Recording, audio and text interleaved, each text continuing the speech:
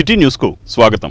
Post based roster system ప్రకారం SC ST వేకెన్సీలను భర్తీ చేయాలని ఆంధ్రప్రదేశ్ షెడ్యూల్డ్ కులాల సంక్షేమ సంఘం డిమాండ్ చేసింది. పోస్ట్ బేస్డ్ రోస్టర్ సిస్టమ్ ప్రకారం ఎస్సీ ఎస్టీ వేకెన్సీలను భర్తీ చేయాలని ఆంధ్రప్రదేశ్ షెడ్యూల్డ్ కులాల సంక్షేమ సంఘం డిమాండ్ చేసింది. ఎస్సీ ఎస్టీ రోస్టర్ల మీద జిల్లా కలెక్టర్ స్థాయిలో రాష్ట్ర ప్రభుత్వ జీవోల ప్రకారం తరచూ సమీక్ష నిర్వహించి ఎస్సీ ఎస్టీ ఉద్యోగులకు న్యాయం చేయాలని ఆంధ్రప్రదేశ్ షెడ్యూల్డ్ కులాల సంక్షేమ సంఘం కోరింది.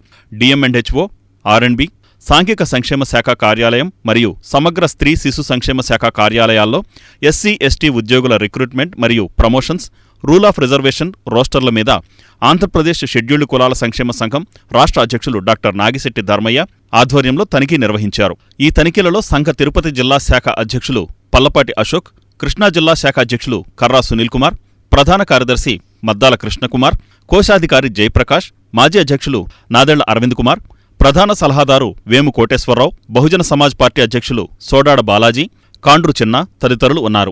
రోస్టర్ రిజిస్టర్ల నిర్వహణ సాంఘిక సంక్షేమ శాఖతో పాటు మిగిలిన శాఖలలో కూడా అధ్వాన్న పరిస్థితి నెలకొందని, జిల్లా కలెక్టర్ నేతృత్వంలోని జిల్లాస్థాయి అధికారుల కమిటీలు రోస్టర్ల తనిఖీ నిర్వహించకుండా ఎస్సీ ఎస్టీలకు తీవ్ర అన్యాయాన్ని చేస్తోందని వారు పేర్కొన్నారు. జిల్లాస్థాయి అధికారులు ప్రతి సంవత్సరం సమీక్షలు జరిపి పోస్ట్ బేస్డ్ రోస్టర్ సిస్టమ్ ప్రకారం ఎప్పటికప్పుడు ఎస్సీ ఎస్టీ వేకెన్సీలను భర్తీ చేసే విధంగా ముఖ్యమంత్రి నారా చంద్రబాబు నాయుడు ఆదేశాలను జారీ చేయాలని వారు డిమాండ్ చేశారు.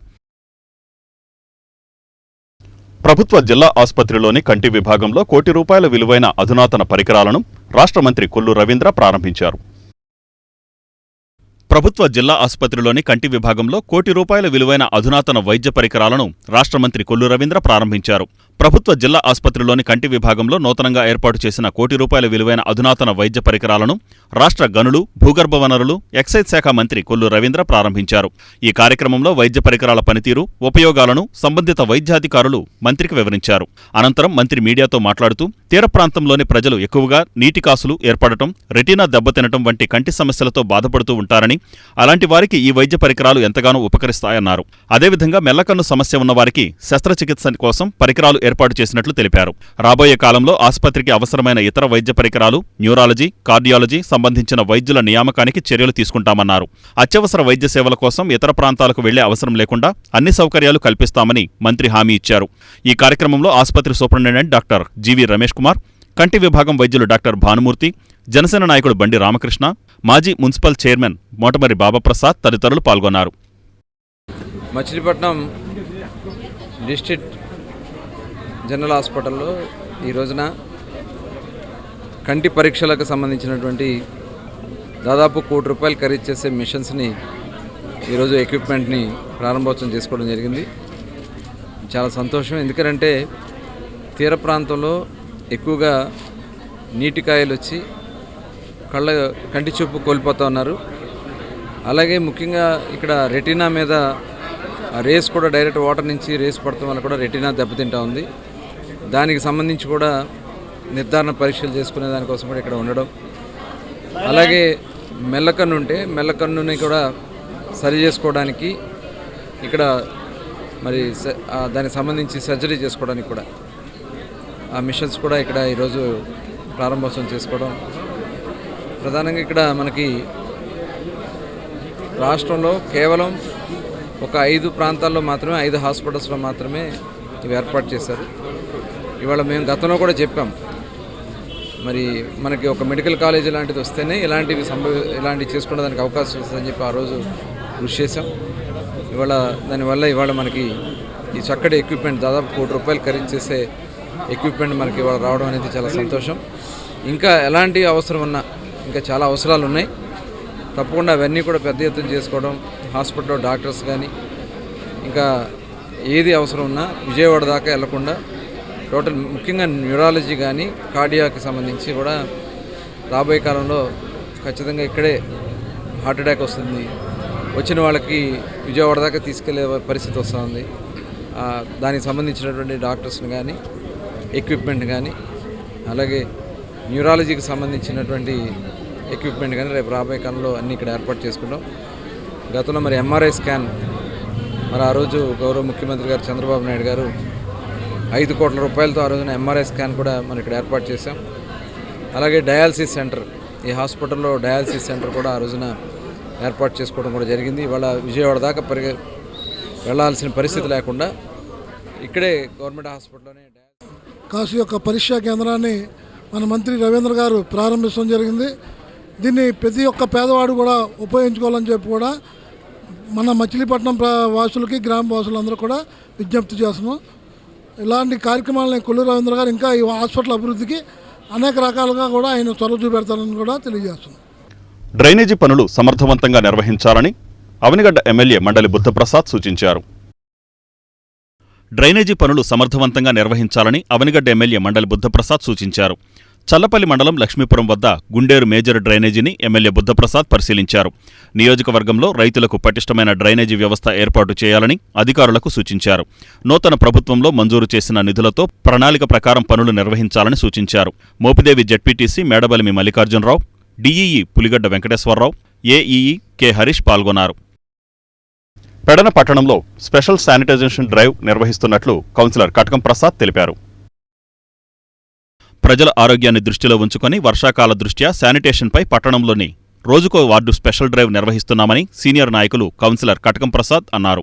పట్టణంలోని 6వ వార్డులో దళిత సంఘానికి సంబంధించిన సమాధులకు వెళ్లే మార్గం లేక పిచ్చి మొక్కలు బాగా పెరిగిపోయి అస్తవ్యస్తంగా ఉందని, ఆ సమాధులకు వెళ్లే మార్గంలో పిచ్చి మొక్కలు తొలగించి శుభ్రపరచాలని the world of lord church father George Daniel, municipal chairperson Katakam Nagakumari, commissioner వెంకటరామయ్యను కలిసి మెమరాండం ఇచ్చి కోరగా స్పందించిన చైర్పర్సన్ నాగకుమారి తక్షణమే జేసీబీ పెట్టి పిచ్చి మొక్కలను తొలగించి రోడ్డు మార్గాన్ని శుభ్రపరిచారు. ఈ పనులను కటకం ప్రసాద్ పర్యవేక్షించారు. సమాధులను శుభ్రపరచడంతో pastor Daniel, chairperson Katakam Nagakumari, కటకం ప్రసాద్ దంపతులకు ధన్యవాదాలు తెలియజేశారు. ఎందుకంటే ఇది చాలా ప్రాముఖ్యమైన ప్రత్యేకమైన కార్యక్రమంగా మేము చూడగలుగుతున్నాం. ఈ యొక్క కార్యక్రమం ఏంటంటే మరి సమాధుల యొక్క చూస్తున్నట్లయితే మరి ఈ యొక్క భాగానికి రావడానికి కూడా చాలా ఇబ్బందికరంగా ఉండేదన్నమాట. ఇలాంటి భాగంలో మరి ఒక కాలు పెట్టాలన్నా మరి మొక్కలతో నిండిపోయి ఉన్నాయి. మరి పురుగులు అవన్నీ కూడా మరి చూడగలుగుతుంటున్నాం. డ్రైనేజీ పొర్లుతూ ఉంటాం చూడగలుగుతుంటున్నాం. మరి ఈ యొక్క ఉదయకాల సమయంలో మరి నేను వెళ్ళి మరి సార్ గారిని కలిసినప్పుడు మరి సార్ గారు నా యొక్క మెమరాండం మరి తీసుకుని ఇమీడియట్లీగా విత్ ఇన్ మరి 2-3 అవర్స్లోనే మరి చక్కటి మరి రిజల్ట్ మాకు చూపించారు. ఈ సంవత్సరమే కాదు కదా, గత సంవత్సరం కూడా మరి సార్ గారిని నేను అప్రోచ్ అయినప్పుడు ఇమీడియట్లీ మరి ఇలాంటి కార్యక్రమాలు చేశారు. మాకు ఎంతో మరి సంతోషంగా ఉంది. మరి ఈ యొక్క 6వ వార్డులోని ఈ యొక్క దళిత క్రైస్తవుల యొక్క సమాధి టోటలు ఈ రీతిగా శుభ్రపరుస్తూ ఉంటే చాలా సంతోషంగా ఉంది. మరి అదే రీతిగా చూస్తున్నట్లయితే మరి ఈ యొక్క కార్యక్రమాన్ని మేము 2019వ సంవత్సరం కానివ్వండి మరి ఈ యొక్క కార్యక్రమాలు మేము చేస్తూ ఉంటున్నాం. ఎందుకంటే మెయిన్ గోల్ ఏంటంటే మనిషి చాలా విలువైన వాడు. మరి బ్రతుకున్నప్పుడు చాలా మరి అకాంప్లిష్మెంట్ చేస్తూ ఉంటారు. మరి తీసుకెళ్ళేటప్పుడు చాలా ఇబ్బంది పడుతూ ఉంటున్నారు. ఈ యొక్క భాగంలో సమాధులు పెట్టాలన్నా చాలా ఇబ్బందిగా ఉండేది. మరి డ్రైనేజీ కూడా మరి డ్రైనేజీలో దిగి ఒకళ్ళ లోట్లో ఆ యొక్క సమాధిని తీసుకొని అవతలకి వెళ్ళాల్సి వచ్చేది అనమాట. అలాంటి పరిస్థితిలో ఉన్నప్పుడు మరి దేవుడు నాకు ఒక ఆలోచన ఇచ్చాడు. మరి తూములు వేయాలనే ఆలోచనలో మరి నేను ఉన్నప్పుడు దేవుడు నాకు ఆ తూములు వేయడానికి అవకాశం ఇచ్చాడు. మరి తూములు ఏర్పాటు చేసుకొని కొంచెం గ్రావిడ్ ఏర్పాటు చేసుకుని దాని మీద మరి ఒక చక్కటి మార్గం సమాధికి తీసుకెళ్ళడానికి మరి చక్కటి మార్గం మరి ఏర్పాటు చేయడం జరిగింది. మరి నిజంగా చెప్పాలంటే గొప్ప విషయం ఏంటంటే మరి ఈ యొక్క 2 ఇయర్స్ మరి సార్ గారిని ప్రసాద్ గారిని మరి నేను అప్రోచ్ అయినప్పుడు ప్రధాన చైర్పర్సన్ గారు వారి యొక్క స్టాఫ్ అంతా కూడా మరి వచ్చి మరి ఈరోజు నా యొక్క స్పందన అంటే డినై చాలామంది చేస్తూ ఉంటారు, కానీ డినై చేయకుండా ఇమ్మీడియట్లీ స్పందన అనమాట. మరి మరి 2 అవర్స్లో 3 అవర్స్లో మరి 6వ వార్డులో పెడన దళిత క్రైస్తవ సంఘానికి సంబంధించి సమాధులు వెళ్ళే మార్గం పూర్తిగా పిచ్చ మొక్కలతో అస్తావ్యస్తంగా ఉన్న పరిస్థితిలో ఫాదర్ గారు పెడన మున్సిపల్ కమిషనర్ గారికి, చైర్మన్ గారికి ఒక మెమోరాండం ఇవ్వడం జరిగింది. డానియల్ గారు రోజు వచ్చి ఈ పరిస్థితి బాగోలేదు, చాలా దుర్భరంగా ఉంది, సమాధుల దగ్గరికి వెళ్ళాలంటే కూడా అవకాశం లేదు, మీరు మున్సిపాలిటీ తరఫున తగు చర్యలు తీసుకోవాలని కోరిన వెంటనే ఈ రోజున పొద్దున్నే మేము బాబు గారిని ఏర్పాటు చేసి ఈ రోడ్డునంతా కూడా చక్కగా బాగు చేయించి లోనికి వస్తానికి అందరికీ కూడా అవకాశం ఉండే విధంగా చుట్టూ ఉన్నటువంటి పిచ్చ మొక్కలన్నింటినీ కూడా తొలగించడం జరిగింది చైర్పర్సన్ గారి ఆధ్వర్యంలో. రానున్న రోజుల్లో ఇలాంటి చిన్న కార్యక్రమాలన్నీ కూడా ప్రతిరోజు ఎక్కడైతే ఇబ్బందులు ఉన్నాయో అయినా సరే ప్రతి వార్డు సందర్శించి మున్సిపల్ స్టాఫ్, చైర్పర్సన్ గారి ఆధ్వర్యంలో మేము కౌన్సిలర్లు అందరం కూడా పెడనపట్నంలో ఈ రానున్న రోజుల్లో ఈ వర్షాకాలంలో చాలా ఇబ్బందులుగా ఉన్నాయి, విష జ్వరాలు ఉన్నాయి, అన్ని దృష్టిలో పెట్టుకుని ప్రతి వార్డులోనూ స్పెషల్ డ్రైవ్ పెట్టి ప్రజల అవసరాలు తీర్చడమే కాకుండా వ్యాధులు బారిన పడకుండా ఉండేందుకు మున్సిపాలిటీ తరఫున మేము అన్ని చర్యలు తీసుకుంటామని సందర్భంగా తెలియజేసుకుంటూ మరి ప్రత్యేకించి ఈ విషయం మా దృష్టికి తీసుకొచ్చినటువంటి డానియల్ గారికి అలాగే మా కొండ గారు వైఎస్ఆర్సీపీ నాయకులు. యువత చెడు వ్యసనాలకు దూరంగా ఉండి ఉన్నత లక్ష్యాలు సాధించాలని బంటుమిల్లి మ్యాజిస్ట్రేట్ ఎం భాస్కర్రావు అన్నారు. యువత చెడు వ్యసనాలకు దూరంగా ఉండి ఉన్నత లక్ష్యాలు సాధించాలని బంటుమిల్లి మండల న్యాయ సేవా సాధికార కమిటీ చైర్మన్ మరియు Bantumilli junior civil judge court magistrate M Bhaskarrao అన్నారు. బంటుమిల్లి ప్రభుత్వ డిగ్రీ కళాశాల ఆవరణలో న్యాయ సేవా సాధికార కమిటీ ఆధ్వర్యంలో విద్యార్థులకు పలు సామాజిక అంశాలపై అవగాహన కార్యక్రమం నిర్వహించారు. ఈ సందర్భంగా మండల న్యాయ సేవా సాధికార కమిటీ చైర్మన్ మ్యాజిస్ట్రేట్ ఎం భాస్కర్రావు మాట్లాడుతూ యువత డ్రగ్స్, గంజాయి వంటి మత్తు పదార్థాలకు దూరంగా ఉండి క్రమశిక్షణతో వారి ఉన్నతమైన లక్ష్యాలను సాధించాలని సూచించారు. అలాగే ప్రస్తుత సమాజంలో యువత ఎదుర్కొంటున్న పలు సామాజిక సమస్యలపై విద్యార్థులకు అవగాహన కల్పించారు. విద్యార్థులు మేజర్ అయిన తరువాత మాత్రమే వాహనాలు నడపాలని, ద్విచక్ర వాహనాలు నడిపే సమయంలో తప్పనిసరిగా హెల్మెట్ ధరించాలని సూచించారు. ఈ కార్యక్రమంలో బార్ అసోసియేషన్ న్యాయవాదులు యాళ్ల సోమశేఖర్, పళ్ళెం వీర వెంకటేశ్వరరావు, కోనపరెడ్డి రాంబాబు, ఈవీఎస్ రాయుడు, ప్రభుత్వ డిగ్రీ కళాశాల principal doctor yes Jaganmohan Rao తదితరులు ఉన్నారు. మనకి కార్యక్రమం స్కూల్స్కి, కాలేజెస్కి వెళ్ళి ఈ విషయాన్ని, ఈ డ్రగ్స్ అబ్యూజ్ మీద, అలాగే ఈ ట్రాఫికింగ్, ఉమెన్ ట్రాఫికింగ్, అలాగే హెల్మెట్ గురించి కూడా చెప్పమని చెప్పి అవేర్నెస్ ప్రోగ్రామ్స్ కండక్ట్ చేసే ప్రోగ్రామ్ ఒకటి ఇస్తే మేము ముందు రావడం జరిగింది.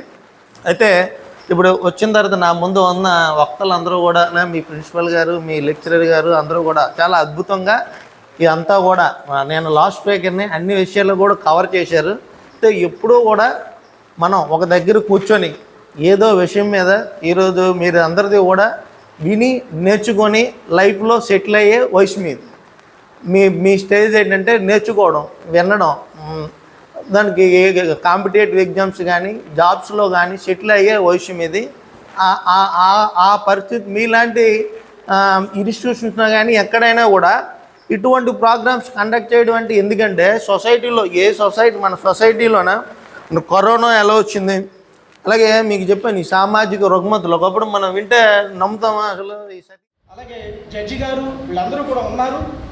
ముఖ్యంగా ఇక్కడ 2 విషయాలు దాని గురించి చెప్దామనే విషయంలో ఇక్కడ రావడం జరిగింది పెద్దలందరూ. అవేంటంటే డ్రగ్ అబ్యూజింగ్.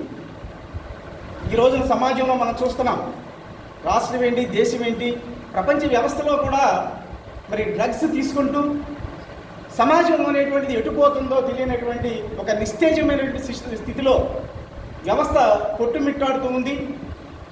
అందుకోసం మనం అలాంటి వాటి పట్ల ఏ విధంగా ఉండాలి, ఎలాంటి చర్యలు తీసుకోవాలి, ఎలాంటి క్రమశిక్షణాయుతమైన వాతావరణంలో ప్రతి విద్యార్థి నడుచుకోవాలి అనేటువంటి విషయాల్ని మనం తెలియచెప్పడానికి పెద్దలందరూ కూడా విచ్చేశారు.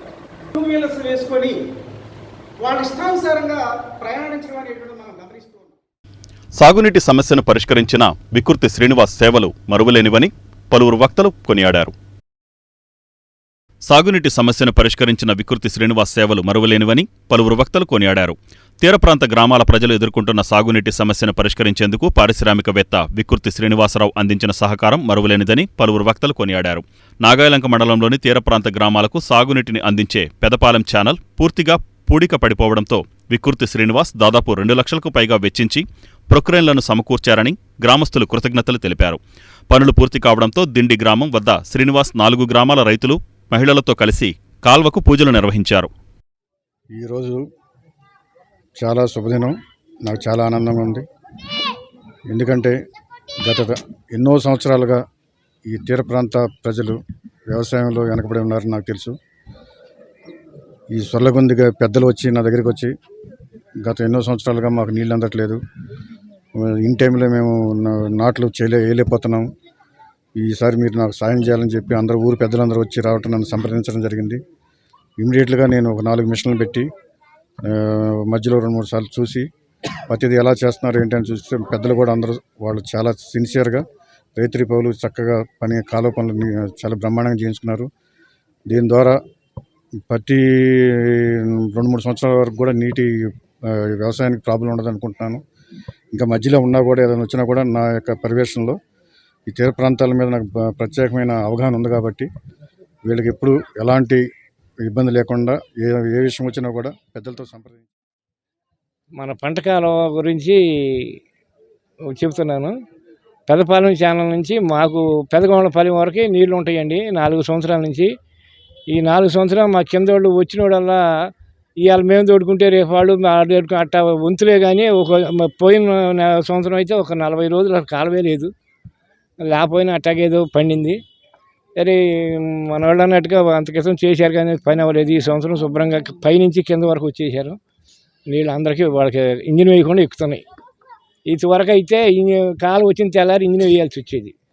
ఇప్పుడు మళ్ళు చాలా వరకు మెరకల వాళ్ళు అందరూ పోసేసుకున్నారు. ఇప్పుడు పొలాలకి కూడా వెళ్తున్నాయి. ఇప్పుడే నేను మడి తొక్కించి వచ్చాను, బాగానే ఉంది సార్ గారి దయ వల్ల.